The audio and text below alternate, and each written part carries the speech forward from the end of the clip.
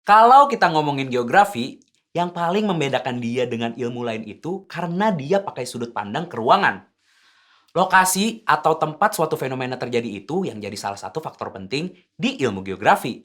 Dan biasanya fenomena-fenomena itu terjadinya di dalam suatu wilayah. Mungkin kamu udah sering denger ya kata-kata wilayah. Wilayah pantai atau pegunungan, wilayah kota dan desa, wilayah Indonesia, wilayah Asia.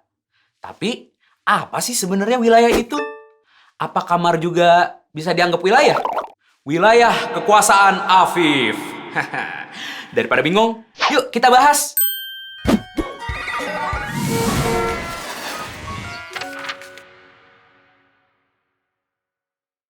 Wilayah itu bagian permukaan bumi yang bisa dibedakan oleh karakteristik-karakteristik tertentu dari bagian permukaan bumi lainnya. Setiap wilayah punya ciri khasnya tersendiri.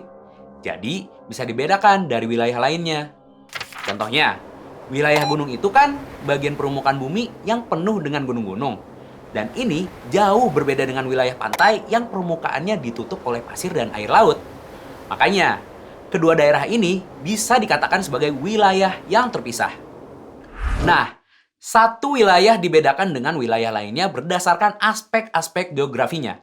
Masih ingat kan? Ada aspek fisik dan aspek sosial. Wilayah pegunungan dan wilayah pantai itu dibedakan atas dasar aspek fisiknya. Lebih tepatnya, topologinya. Kalau wilayah industri dan wilayah pemukiman itu dibedakan atas dasar aspek sosialnya. Terus, gimana sih kita nentuin batas-batas suatu wilayah atau simpelnya, wilayah tertentu itu wilayah apa? Nah, menurut ahli geografi Richardson, Haggett, Cliff, dan Frey, wilayah itu bisa dibagi jadi 3 kategori atau 3 jenis, yaitu wilayah formal, wilayah fungsional, dan wilayah vernakuler. Wilayah formal itu wilayah yang punya karakteristik yang khas dan homogen, atau satu ciri saja. Karakteristiknya bisa dari karakteristik fisik. Contohnya, wilayah pegunungan itu dicirikan dengan adanya banyak gunung, dan karakteristik inilah yang mendominasi wilayah tersebut. Artinya, wilayahnya homogen. Nah, selain karakteristik fisik, juga bisa dengan karakter sosial. Misalnya, dari segi bahasa. Kita bisa bilang wilayah Indonesia itu homogen dari segi bahasa. Karena semua orang bisa berbahasa Indonesia. Wilayah formal ini biasanya bersifat statis. Karena butuh waktu yang lama untuk mengubah sifat utama dari wilayahnya. Jenis wilayah berikutnya itu wilayah fungsional. Wilayah fungsional biasanya tandanya itu ada interaksi antara komponen atau lokasi di dalamnya. Interaksi ini seringnya bersifat ekonomi dan biasanya aktivitasnya paling banyak di pusat wilayah. Daerah-daerah sekitarnya itu berfungsi untuk mendukung kegiatan di pusatnya. Contohnya, wilayah Jabodetabek. Wilayah Jabodetabek ini bisa dikatakan sebagai wilayah fungsional karena memiliki pusat kegiatan di Jakarta dan kota-kota tepi seperti Bogor, Bekasi, dan Tangerang yang berfungsi mendukung kegiatan utama di Jakarta. Wilayah fungsional biasanya bersifat dinamis karena fungsi daerah di dalam wilayah itu bisa berubah sewaktu-waktu. Misalnya, Bekasi yang tadinya kota pendukung karena berkembang dengan pesat, akhirnya bisa jadi wilayah metropolitannya sendiri. Jenis wilayah yang terakhir itu wilayah vernakuler. Wilayah vernakuler itu wilayah yang adanya itu di pikiran jumlah orang yang besar. Wilayah vernakuler punya peran penting dalam identitas budaya, tapi nggak punya batas-batas yang resmi atau jelas. Jadi, wilayah vernakuler itu terbentuk karena persepsi orang aja. Contohnya, Bogor kota hujan, Pekalongan kota batik, bukan Jogja, bukan Solo.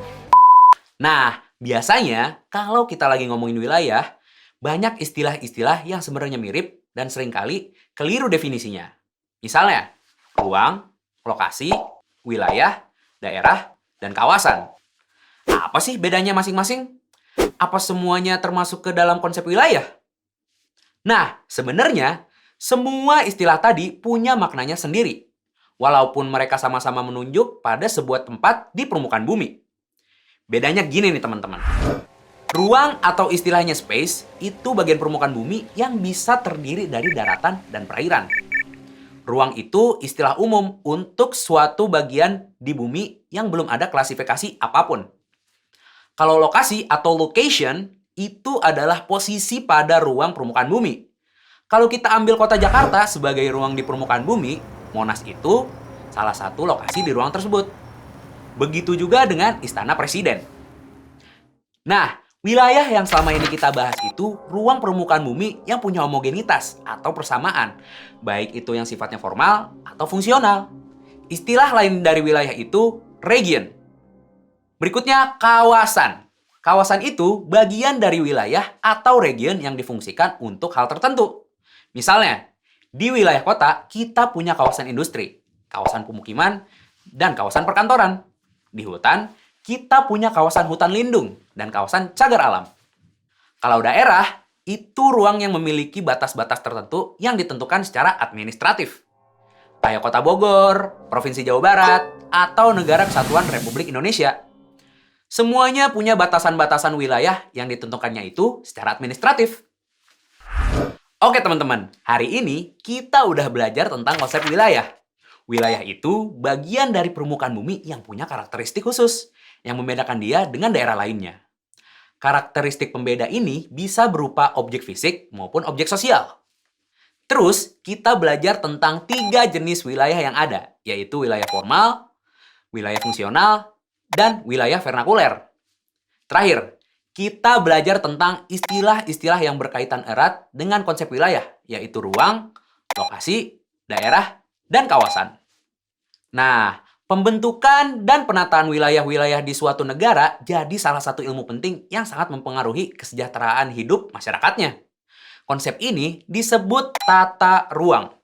Konsep tata ruang bakal kita bahas di video selanjutnya ya. Kalau kamu mau review lagi apa itu wilayah? Biasa.